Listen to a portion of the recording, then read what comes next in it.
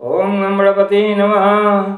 चले राम लक्ष्मण मुनि संगा, गए जहाँ जग पावनी गंगा। गादी सुनु सब कथा सुनाई, जय प्रकार सुर सरि मही आई। श्री राम जी और लक्ष्मण जी मुनि के साथ चले। वे वहाँ गए जहाँ जगत को पवित्र करने वाली गंगा जी थी। महाराज गादी के पुत्र विश्वामित्र जी ने वह सब कथा कर सुनाई, जिस प्रकार देव नदी गंगा जी पृथ्वी पर आई थी। तब प्रभु ऋषि समेत नहाए, विविध दान मय देव निपाए। हर्ष चले मुनि वृंद सहाया, बेगी विदेह नगर निहराया। तब प्रभु ने ऋषियों सहित गंगा जी में स्नान किया। ब्राह्मणों ने भांति भांति के दान पाए। फिर मुनि वृंद के साथ वे प्रसन्न होकर चले और शीघ्र ही जनकपुर के निकट पहुंच गए। पूर्व रम्यता राम जब देखी, हर से अनुज समेत विषेखी। बापी कूप सरित सरनाना, सलिल सुधा सम मनीषो पाना। श्री राम जी ने जब जनकपुर की शोभा देखी, तब वे छोटे भाई लक्ष्मण सहित अत्यंत हर्षित हुए। वहाँ अनेकों बावलियां, कुएं, नदी और तालाब है, जिनमें अमृत के समान जल है और मणियों की सीढ़ियां बनी हुई हैं।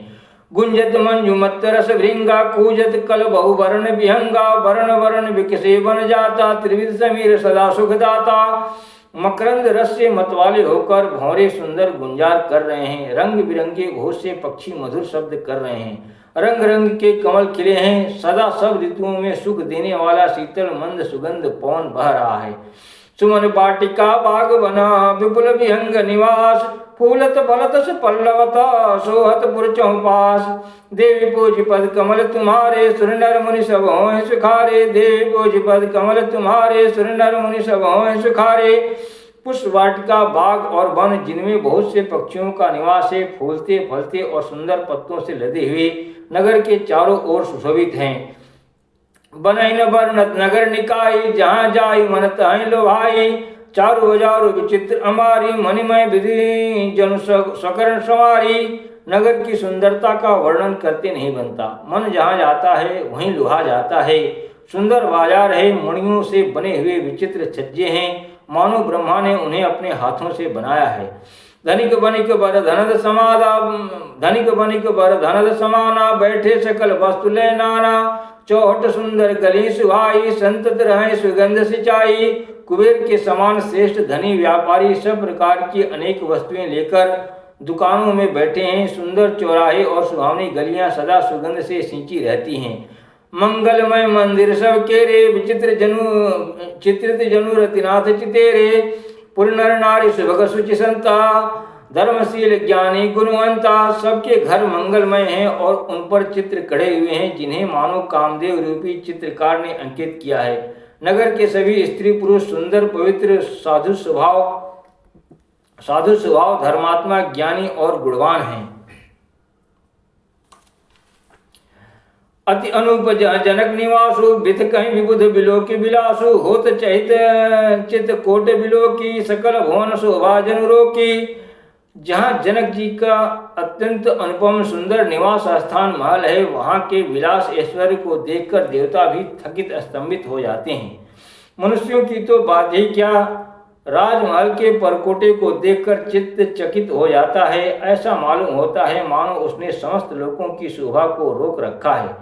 धवल धाम मुनि पुरटपट, सुगठित नाना भांति। सिय निवास सुंदर सदन, शोभा किमि कही जात। देवी पूज पद कमल तुम्हारे, सुर नर मुनि सब हों सुखारे। देवी पूज पद कमल तुम्हारे, सुर नर मुनि सब हों सुखारे। उज्ज्वल महलों में अनेक प्रकार के सुंदर रीति से बने हुए मणि जड़ित सोने की जीरे के पर्दे लगे हैं। सीता जी के रहने के सुंदर महल की शोभा का वर्णन किया ही कैसे जा सकता है। सुबह द्वार सब कुलिस कपाटा, भूप भीर नट मागध भाटा। बनी विशाल बाजी गजशाला, है गए रथ संकुल सब काला। राजमहल के सब दरवाजे सुंदर, फाटक सुंदर है। राजमहल के सब फाटक सुंदर हैं, जिनमें वज्र के मजबूत अथवा हीरों के चमकते हुए किवाड़ लगे हैं। वहाँ मातहत राजाओं, नटों, मागधों और भाटों की भीड़ लगी रहती है। घोड़ों और हाथियों के लिए बहुत बड़ी बड़ी घुड़शालें और गयशालाएं बनी हुई हैं, जो सब समय घोड़े, हाथी और रथों से भरी रहती हैं। सूर सचिव सेनप बहुतेरे नृपगृह सरिस सदन सब केरे पुरबाहेर सर सरित समीपा उतरे जहत विपुल महीपा। बहुत से सूरवीर मंत्री और सेनापति हैं, उन सबके घर भी राजमहल सरीखे ही हैं। नगर के बाहर तालाब और नदी के निकट जहाँ तहाँ बहुत से राजा लोग उतरे हुए हैं। देखिए अनूप एक अमराय सब सुबास सब भांति सुहाई कौशिक कहो मोर मनुमाना यहाँ रही रघुवीर सुजाना। आमों का एक अनुपम बाग देखकर जहाँ सब प्रकार के सुभीते थे और जो सब तरह से सुहावना था, विश्वामित्र जी ने कहा, हे सुजान रघुवीर, मेरा मन कहता है कि यहीं रहा जाए। भले ही नाथ कहीं कृपा निकेता उतरे तह मुनि वृंद समेता। विश्वामित्र महामुनि आए समाचार मिथिलापति पाए। कृपा के धाम श्री रामचंद्र जी बहुत अच्छा स्वामी कहकर वहीं मुनियों के समूह के साथ ठहर गए। मिथिलापति जनक जी ने जब यह समाचार पाया कि महामुनि विश्वामित्र जी आए हैं,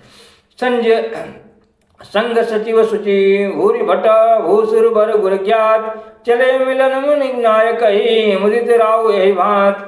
देवी पूज पद कमल तुम्हारे सुरनर मुनि सब हों सुखारे। देवी पूज पद कमल तुम्हारे सुरनर मुनि सब हों सुखारे। तो उन्होंने पवित्र हृदय के मंत्री, बहुत से योद्धा, श्रेष्ठ ब्राह्मण, गुरु और अपनी जाति के श्रेष्ठ लोगों को साथ लिया और इस प्रकार प्रसन्नता के साथ राजा मुनियों के स्वामी विश्वामित्र जी से मिलने चले। किन्न प्रणाम चरण धरि माता दिन्नी अशीष मुदित मुनिनाथा। विप्र वृंद सब सादर बंदे जानी भाग्य बड़ राहु आनंदे। राजा ने मुनि के चरणों पर मस्तक रखकर प्रणाम किया। मुनियों के स्वामी विश्वामित्र जी ने प्रसन्न होकर आशीर्वाद दिया। फिर सारी ब्राह्मण मंडली को आदर सहित प्रणाम किया और अपना बड़ा भाग्य जानकर राजा आनंदित हुए।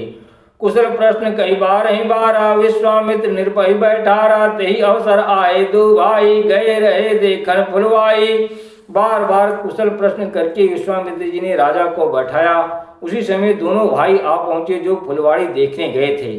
श्याम गौर मृदु वयस किशोरा लोचन सुखद विश्वचित चोरा। उठे सकल जब रघुपति आए विश्वामित्र निकट बैठाए। सुकुमार किशोर अवस्था वाले श्याम और गौर वर्ण के दोनों कुमार नेत्रों को सुख देने वाले और सारे विश्व के चित्त को चुराने वाले हैं। जब श्री रघुनाथ जी आए तब सभी उठकर खड़े हो गए। विश्वामित्र जी ने उनको अपने पास बैठा लिया। भय सब सुखी देखी दो भ्राता बारी बिलोचन पुलकित गाता। मोरित मूर्ति मधुर मनोहर देखी भयो विदेह विदेह विषेखी। दोनों भाइयों को देखकर सभी सुखी हुए। सबके नेत्रों में जल भर आया। आनंद और प्रेम के आंसू उमड़ पड़े और शरीर रोमांचित हो उठे। श्री राम जी की मधुर मनोहर मूर्ति को देखकर विदेह जनक विशेष रूप से विदेह देह की शुद्ध बुद्ध से रहित हो गए। प्रेम मगन मनु जान नृपो कर विवेक धरि धीर। बोले मुनिपद नाई सिरु गद गद गिरा गभीर। देवी पूज पद कमल तुम्हारे सुरनर मुनि सब हों सुखारे। देवी पूज पद कमल तुम्हारे सुरनर मुनि सब हों सुखारे। मन को प्रेम में मग्न जान राजा जनक ने विवेक का आश्रय लेकर धीरज धारण किया और मुनि के चरणों में सिर नवाकर गदगद प्रेम भरी गंभीर वाणी से कहा, देवी पूज पद कमल तुम्हारे सुरनर मुनि सब हों सुखारे। देवी पूज पद कमल तुम्हारे सुरनर मुनि सब हों सुखारे। ओम नमः शिवाय।